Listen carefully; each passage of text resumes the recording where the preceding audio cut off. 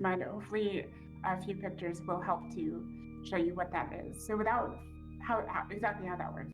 So without a little bit of further ado, these are the initial votes that came in for each of the contestants.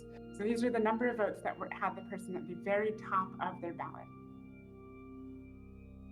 And there you go. It seems we already have two candidates who we will be welcoming back the CSM15 elections. Mr. Gobbins, Mr. Merkel-Chen. Congratulations, gentlemen. Welcome back. So you can see that I've marked them off in yellow. They have surpassed the required 3,284 votes. And so their votes are actually going to trickle off to other people based on who was second in the ballots that were submitted for them. So you can see that from Merkel-Chen, 5,225 votes. 1,887 of those went secondary to a nominate, makes sense, it's kind of the standard goon ballot. And then an additional 86 of them went to brisk ball. So maybe those were the init votes. We can kind of speculate a little bit about where these votes are coming from. Interestingly enough, Gobbins with 3,709, 272 of those went to Maria Taylor, 67 went to Stadio. Now, this is not all of the votes that spread out from these individuals. As a matter of fact, there's a whole bunch here. So all I'm doing is highlighting some of the major vote transfers that we can see, because I can't actually, if I had to draw a little line to each and every person on the screen here, it would get insane. So that's not happening, but there are other votes. So all of the votes besides this, let's say that someone voted for Gobbins and they had Jarius Doctor second. After the proportional allocation, some votes would go to Jarius Doctor based on how many people had him second in the ballot from that. So just keep that in mind. The numbers will change as we go through each round. So at the end of the round, so these numbers are then taken into account, and at the end of the round, we figure out who has the lowest number of votes, which in this round is Leham's de Wildebeest. So thank you for applying Leham's. Anyone who had Leham's at the top of your ballot, those votes will then transfer on to whoever you had second. So in this case, that is Juvenius. At least that was one of the major routes. He had 60 votes, 10 of them went to Juvenius, and then the rest kind of went elsewhere. If by chance you had nobody else in your ballot, so if you just had Gobbins and that was it, your vote is going to go to exhaustion, which means it just kind of goes to the trash. It disappears into the void, and your vote no longer counts. So it's a really good reason to make sure that you fill in all 10 spots on your ballot, because your vote matters more than just the initial phase. And this is the true power of the STV system that we also saw even last year, when only, I think, 7 or 12 votes were a difference between getting elected or not getting on the CSM. So whenever you can get your group of your friends and simply try to decide on vote on somebody, that can be a make or break some of those guys to actually.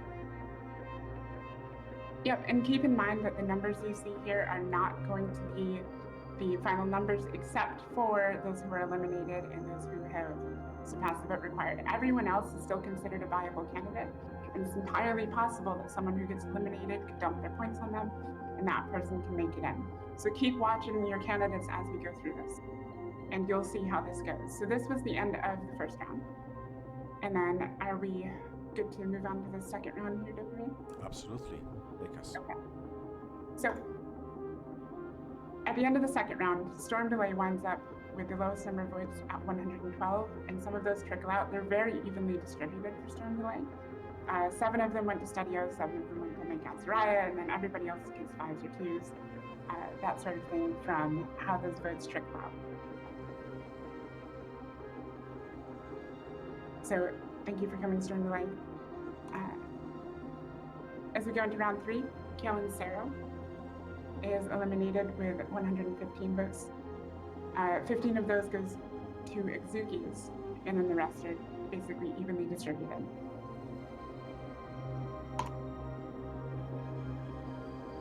And then we have Vieja. Some of these are actually going to be, it gets a little bit more interesting as we go into this, as the vote numbers get higher.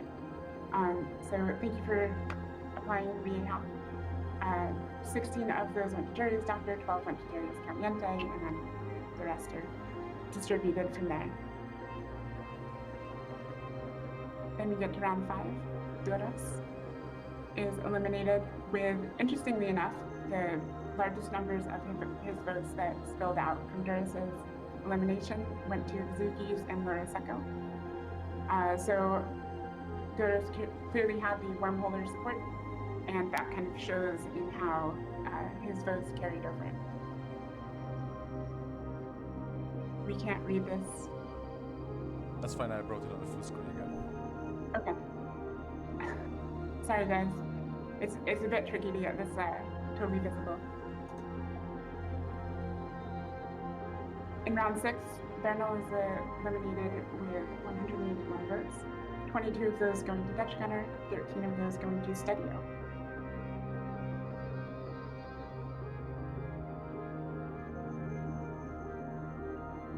Round 7, Styxx is eliminated with 184.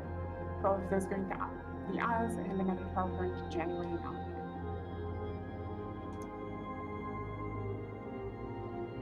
And then in round 8, Murray Rothbarder has the lowest number of votes with 189. 113 of those actually went to Darius Caliente, which is a huge percentage of the votes that he actually had, which is actually really quite impressive. So that's probably some sort of some alliance of standard ticket that we're seeing in action here, perhaps brand new bros. When Murray didn't get in, his votes all trickled on over to Darius, who was second in the ballot. And then 15 to Tuskers. Stitch from the Tuskers. And then in round 9, Senioria is eliminated with 198 votes. 18 of those going to a nominate, 16 going to Mike Azariah. They were very evenly distributed, so you're not seeing any large vote transfers here, but they kind of spread out.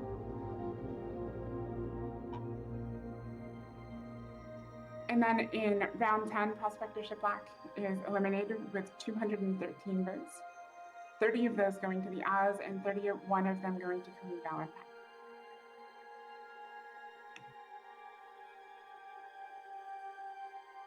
And then in round 11, Comey Valentine is eliminated with a large percentage of her votes going to the Oz.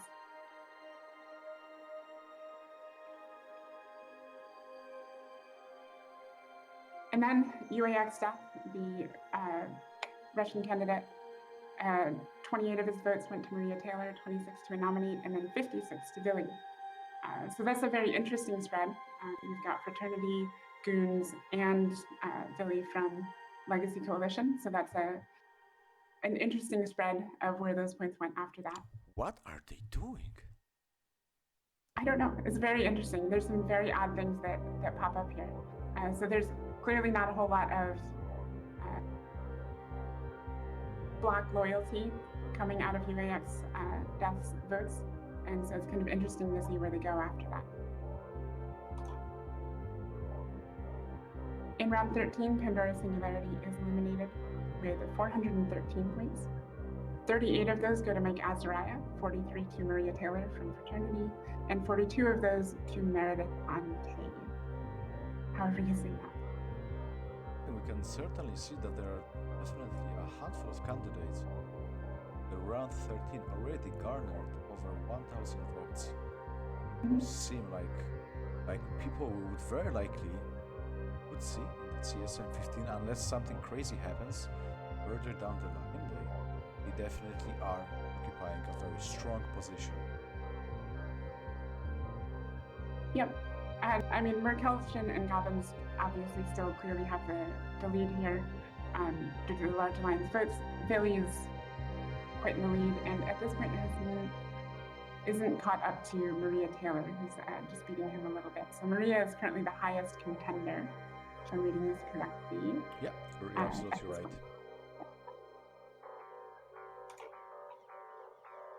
And then in round 14, PJ Hustle is eliminated with 478 points. A huge number of 145 of his 478, which is a very large percentage, go to Brisk, which makes sense because they are both initiative candidates. So all of those initiative candidates who had PJ on the ballot first, those votes will trickle over to Brisk, and then the rest will go out accordingly. I'm more wondering if that's maybe some kind of a down payment for for the campaign guide that he received from Brisk. I don't know, PJ Hassel, what you guys were thinking there. I thought the Titan was the only payment, but it seems you've been exchanging votes too.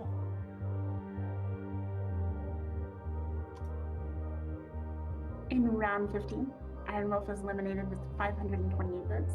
45 of those go to Alexis Finch, and then a very large number of those, 243, go to Billy.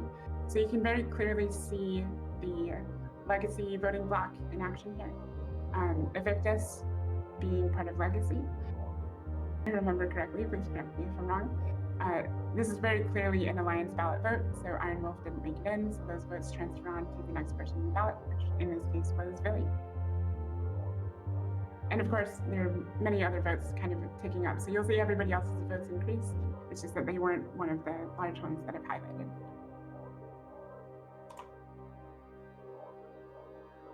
And then in round 16, January Valentine is eliminated with 59 of her votes going to Meredith, 52 going to Maria, and 30 of them going to Mike Azariah. Mike seems to be kind of just picking up a chunk of 30 to 20 from every candidate that seems to get eliminated so far. Clicked a little early there, but in round 17, Darius Caliente is eliminated with 620 votes. 123 of those go to Laura Secco, and then 61 of those go to Styxx Canenald, or Canelind? Sorry, Styxx.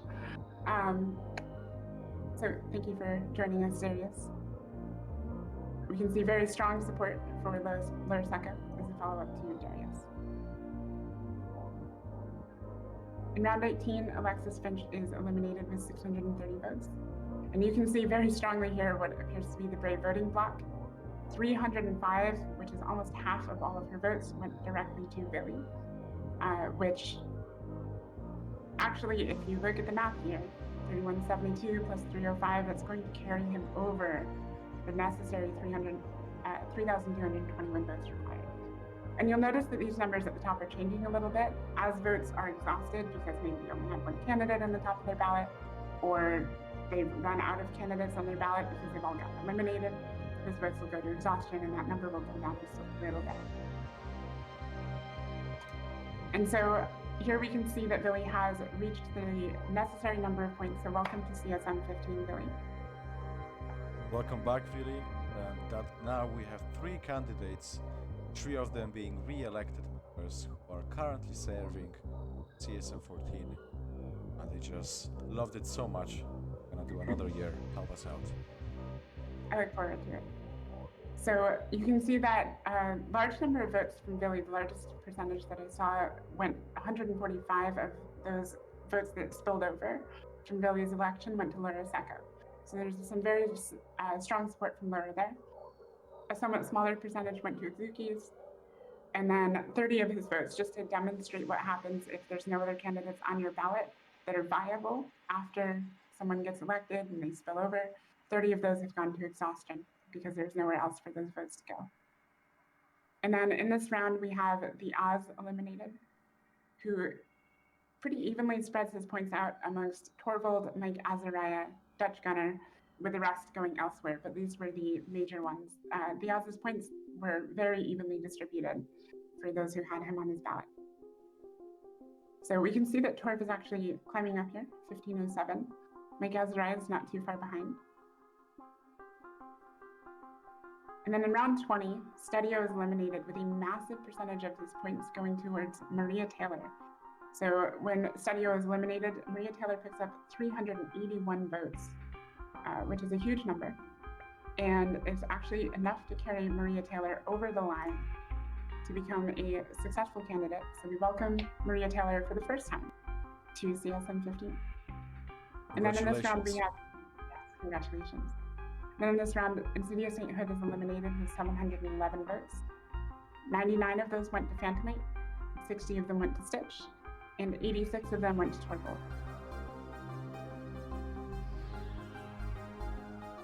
Who is Maria Taylor to someone in the chat there? Maria Taylor is the Fraternity Alliance main IT person. So Maria runs almost all of Fraternity's IT setup. There's a better word for this, but I'm totally Exactly, missing. and Maria was running for the CSM for the perspective of bringing voice of undisplaced.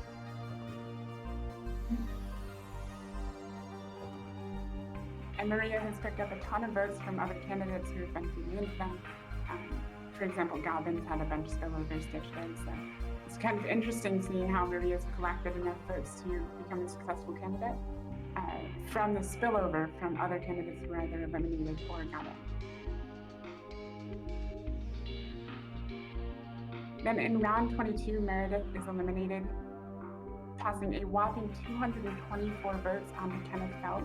Wow. 89 onto Blazing Bunny, and 78 onto Mike Azariah. So that is a big boost to Kenneth, kind of pulling him up from the bottom of the pack there. He was actually really close to elimination at this point, but this is going to keep him above water, at least for the next round or so. In round 23, Styxx Kenneland is eliminated with 944 votes.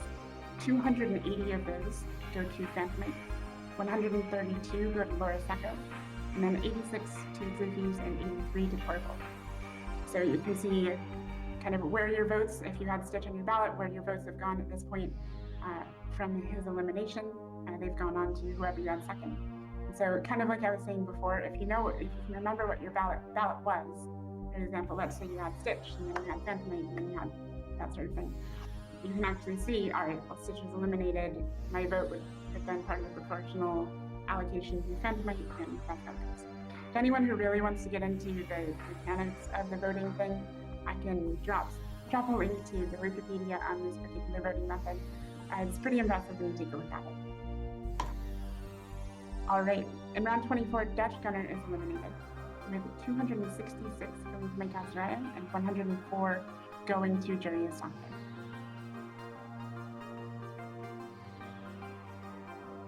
In round 25, Juria Stockton is eliminated with 1,254 votes, which then gets split out with 285 to Mike Azariah, 107 to Torvald, and 109 to Kenneth Feld, who are all kind of strong candidates. They've been pulling a lot of votes from other eliminations. We've seen a lot of votes go to them. In round 26, Blazing Bunny is eliminated with 1,448 votes. 970 of those go to Kenneth Feld, which is an insane percentage. It actually does make sense because Blazing Bunny being in Northern Coalition, their partner alliance, Pandemic Legion. So it's a sensible progression there. So most likely this is what we're seeing in action here, is the Northern Coalition voting bloc having Blazing Bunny on their ballot first, and then very likely Kenneth second. When Blazing Bunny was eliminated, all of those votes that had Kenneth second have trickled over, a whole 970 of them. I think this is the most exciting election I've ever seen in my life. This is the most painful PowerPoint I've ever made. In round 27, we see Zuki's eliminated, who is a current CSM15 member, with 234 of his votes going to Mike Azariah, 287 going to Laura Secco-Cross, 139 to Torvald, and 110 to Phantomite.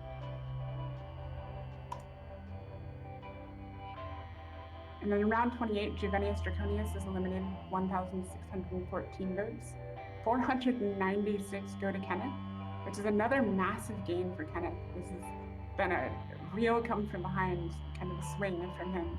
Yeah, voting algorithm. He was keeping there just like in the middle of the pack, and then suddenly he gets 200 votes, 900 votes, 500 votes. Absolutely. Yeah, it's really interesting to see how they spilled over. And so you guys can kind of see the importance of those later votes on your ballot in action here. 154 go to Brisk, and then 115 to Laura Secco. And then in round 29, we can see that Kenneth Feld's votes, actually most of them go to extinction, with very little going elsewhere. And then we see Icarus Asai being eliminated with 1,938 votes. Only the highest number that trickled out of Kenneth's win was in 14 to Mike Azariah, and then there was a bunch that didn't go anywhere else. So from Icarus here, Nominate gained a very large number of votes, 238. 189 to Larisecco, 191 to Torvald. You'll notice this very large number over here to Mike Azariah, 786 votes trickled over from Icarus Asai to Mike Azariah. I think that's, we're seeing evidence of a forming high-sec voting bloc in this number right here, with Icarus Asai being the leader of the largest high-sec corporation in the game. We can see that Mike Azariah clearly had the second spot on his ballot for a lot of their members, with 786 going to Mike. And then we have the final round. We welcome and nominate Brisker Ball, Mike Azariah, to the council. And then unfortunately, Larisecco, you got very close, but you were the final elimination with 2,306 votes. So at this point, we would like to welcome you, our new CSM15, Brisker Ball, Gobbins, and nominate Kenneth Feld, Maria Taylor, McKelchin, Mike Azariah, Phantomite, Torvald Uders, and Vivi. A huge congratulations to all of the CSM15 candidates. As mentioned before, we're seeing a few returning faces, some people who've been celebrating on the CSM14, some guys who were on the CSM before and are just returning back with force to help us out, help the players of EVE Online take the game to completely new heights. Congratulations as well for all the hard work to all of the candidates, all of the 14 candidates that have decided to put their personal life on the line and do something for the amazing EVE Online community. It's absolutely commendable, all the hard work and effort each of them have been putting to campaign for over a good 2 months, trying to garner those votes, trying to garner the support from the community. And we can see that, you know, it seems to have worked out for some of the people.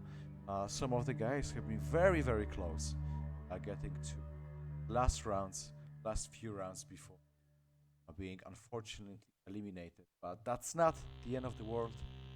Obviously, the CSM voting happens every year, so even though if you haven't made it this time, don't stress.